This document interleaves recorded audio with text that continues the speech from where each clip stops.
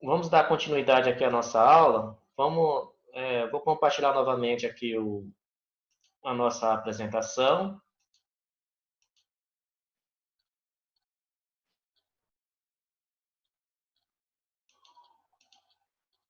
Então, como levantar o material bibliográfico da pesquisa, né? Nós vamos ter as principais fontes de consulta, né? Como eu falei para vocês, né? São artigos, livros, monografias, sejam elas de graduação, pós-graduação lato sensu, pós-graduação stricto sensu, revistas técnicas, revistas especializadas. Então, as fontes são as mais diversas. As fontes de consulta são as mais diversas, né? Publicações eletrônicas, análises, né? Apostilas técnicas. No processo de levantamento bibliográfico é necessário, né, paciência, persistência e dedicação. Né? Realmente é um trabalho muito minucioso, então realmente vai exigir muito de vocês, né, esse processo de revisão de literatura, de levantamento bibliográfico, né? Vai exigir muita leitura, muita carga de leitura por parte de vocês, então realmente é necessário vocês terem dedicação, persistência, paciência, né? Nessa fase, tá? Esse aqui é um roteiro, né, sugestivo, né, para o levantamento bibliográfico de vocês, né? Define a palavra-chave que vocês querem investigar, consulte bibliotecas e bases de dados, selecione materiais relevantes para a pesquisa de vocês, né? Defina o fio condutor da pesquisa de vocês, né? E aí vão fazendo rodadas sucessivas de pesquisa, né? Então, identificação de palavras-chave, né? Identifique as principais palavras ou termos que descrevem o tema de um texto, pois são fundamentais para a localização dos materiais, né? Em bibliotecas e bases de dados, né? Então, consulte a internet, especialistas no tema, né? Professores, consultores. Bibliotecas e bases de dados, né? Procure materiais bibliográficos em bibliotecas, em bases de dados especializadas, utilizando-se essas palavras-chave. Consulte livros, consulte revistas acadêmicas, periódicos, né? Artigos acadêmicos publicados em revistas científicas. Bases de dados restritas são acessíveis internamente em institutos de pesquisa e universidades. Livros, priorize os livros clássicos e os livros mais atuais sobre o tema que vocês estão investigando, para relembrar ou descobrir os conceitos e as ideias principais relacionadas à pesquisa de vocês, né? Consulte os sumários para uma checagem rápida. Como muitos livros são coletâneas de textos de diferentes assuntos, não é necessariamente obrigatória a leitura de um livro na sua íntegra, tá? Artigos, em linhas gerais, podem ser empregadas etapas a seguir para a sua seleção. Por exemplo, avalie o artigo, né? O título do artigo, né? Artigos cujo título apresenta a palavra-chave são potenciais materiais de estudo, né? E priorize os artigos de autores mais citados e os mais recentes, né? Recomenda-se fortemente a consulta às referências bibliográficas compiladas ao final dos artigos acessados, para facilitar a cobertura de seu campo de pesquisa. Então, no final do estudo, do artigo que vocês vão estar lendo, vai estar lá uma seção de referências. Quando a pessoa elaborou aquele artigo científico, o autor elaborou um determinado artigo científico, ele pesquisou outras fontes. E essas outras fontes estão lá constando na seção referências do artigo dele. Então, um início de caminho para vocês é olhar justamente a seção referências do artigo que vocês estão analisando e fazendo resumo para acrescentá-lo no referencial teórico de vocês. Então, vendo a seção referências dos artigos que vocês estão analisando, vocês estão fazendo resumo, irá permitir a verificação dos autores que compartilham da mesma linha teórica, assim como dos assuntos mais debatidos no momento. Tomem cuidado ao escolher textos que apresentam abordagens muito distantes do fenômeno a ser pesquisado. Leia o resumo. Essa leitura, cada artigo científico, na sua folha de rosto, vem um resumo, né? Então, leia o resumo, né? Então, essa leitura fornece uma ideia do artigo.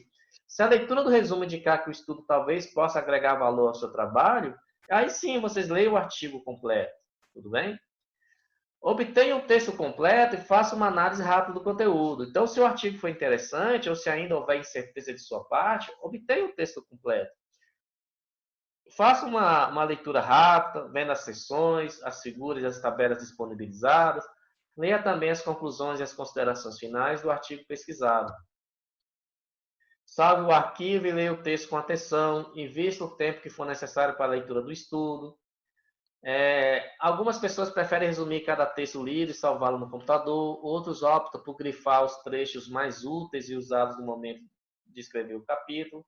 Cada um tem sua maneira, tem seu estilo de trabalhar, né? Em relação a definir o fio condutor da pesquisa, se refere a definir a estrutura do referencial teórico. Então, com os pontos principais em mente, é possível elaborar um roteiro ou mapa de literatura para a estruturação do referencial teórico, com os itens e os subitens que o texto deverá ter. Sugere-se dividir esse capítulo em 3 subitens que contêm os principais pilares teóricos que fundamentam o estudo. Perguntas para reflexão. Que áreas do conhecimento estão relacionadas com a pergunta da pesquisa de vocês? Isto é, com o problema de pesquisa de vocês, né? Quais são os principais conceitos sobre o assunto? Quais são as principais teorias e autores que fundamentam o estudo de vocês, né? Quem escreveu o artigo e uma referência na área? O autor conhece bem o assunto? Vocês conhecem bem o assunto? Né? Qual é a linha de pesquisa dos autores, né? Então, em relação à nova rodada de pesquisa, então, após a definição da estrutura do referencial teórico, iniciam-se novas rodadas de pesquisa para a localização de materiais e estudos adicionais relacionados à pesquisa. Não há um número exato de artigos ou materiais bibliográficos que devam ser lidos para a elaboração de um estudo científico, né? Por exemplo, há temas inovadores com materiais bibliográficos limitados, tá? Agora lembre-se, quantidade não significa qualidade em termos de leitura. Aí tome muito cuidado, entendeu? Porque tem muita gente que ficam nessa seção fundamentação teórica, ficam incluindo resumos de artigos, né? Que não são tão relevantes assim para a pesquisa dele, né? Mas fica lá colocando resumos e resumos, né? Fazendo aquela verdadeira coxa de retalho, né? Acreditando que mostrando a quantidade de artigos, né?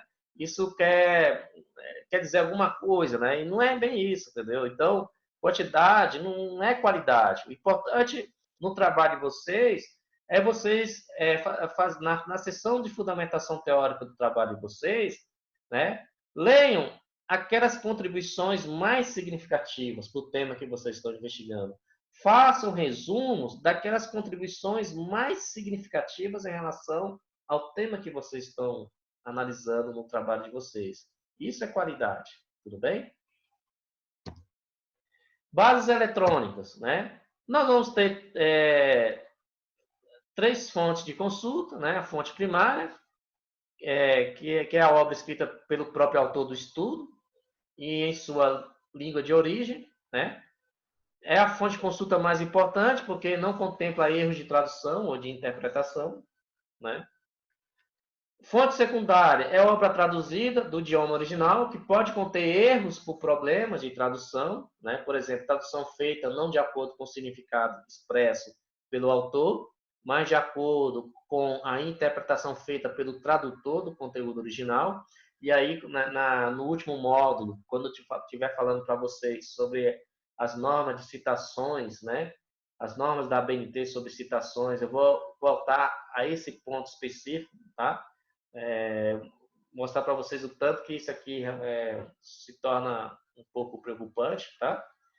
E fonte terciária, né, que é a obra na qual o autor cita um outro autor que, por sua vez, já tinha citado um outro autor utilizando a palavra latina pud, que é citado por. Então, é uma outra fonte de preocupação que eu vou estar conversando com vocês no último módulo, entendeu? Então, a mensagem aqui é o seguinte, né, sempre que possível, né, é recomendável, né? Sempre que possível, que você sempre tenha acesso à fonte primária, tá? Evite ao máximo a fonte secundária e a fonte terciária, tá? Tá? Só se não houver outra forma, entendeu? Mas sempre dê preferência a ter acesso à fonte primária. Agora, não necessariamente a fonte primária ela vai estar disponível para consulta, né? Quando for esse tipo de situação, aí sim vocês têm que ter um maior cuidado, né? Quando estiver abordando as fontes secundárias, né? Fonte secundária e fonte terciária, tudo bem? Mas a gente vai estar conversando com mais calma sobre esse tópico no último módulo, tá? Seleção de fontes primárias. A referência está relacionada com o problema de pesquisa? Quais aspectos ela aborda, né? A referência ajuda a desenvolver o estudo de uma maneira mais rápida e profunda? A partir de que visão e perspectiva a referência aborda o tema? Economia, estatística? Como é a relação com o problema de pesquisa? Aqui são exemplos, né, de várias fontes de pesquisa, né, onde vocês podem ter acesso a artigos científicos, né, o IDP, acredito que o IDP tem acesso a essas bases, né. Então, aqui eu tenho, por exemplo, a EBSCO, né, que é uma excelente fonte de pesquisa, né, tem lá diversos estudos sobre diversas áreas do conhecimento, né?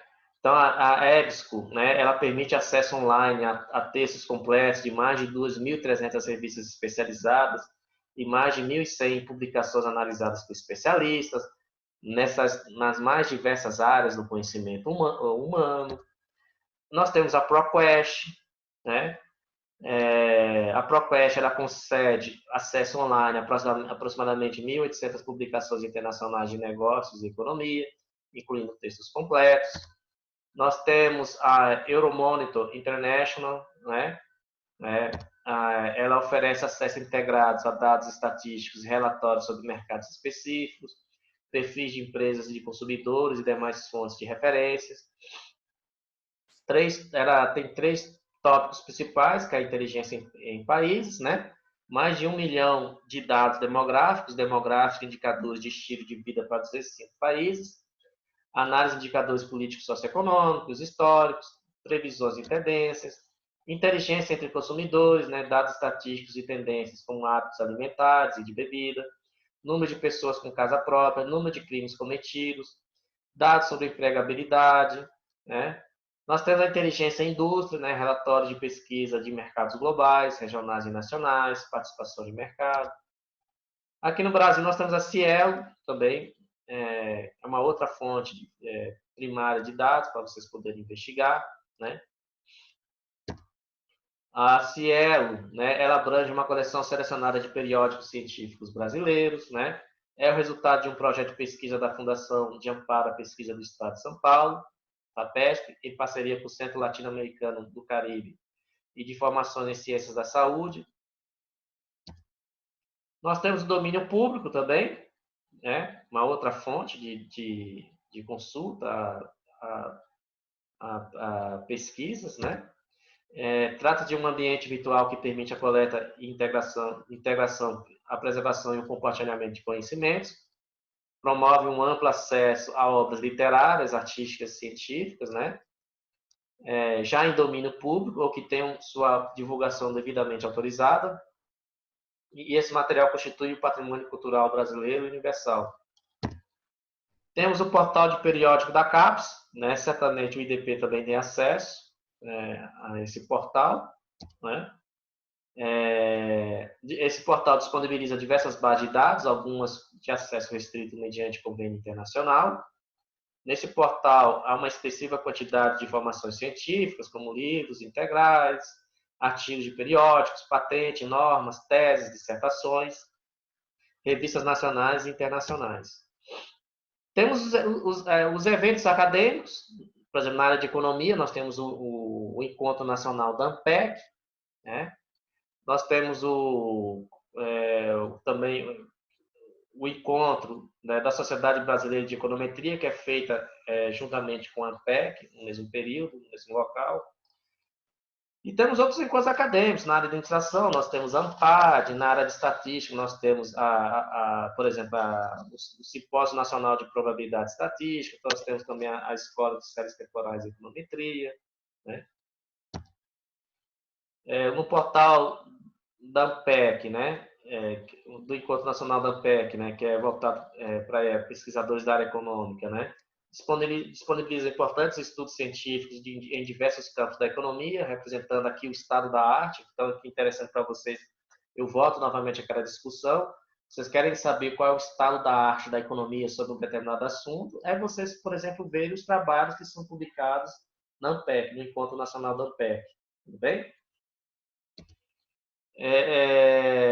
E aqui tem vários outros tipos de. Nós temos agora sites da internet onde pode ser utilizados para buscar fontes de referências. Nós temos o Google Acadêmico, os corpos, websites, aí o Elsevier, bibliotecas virtuais de universidades, tá?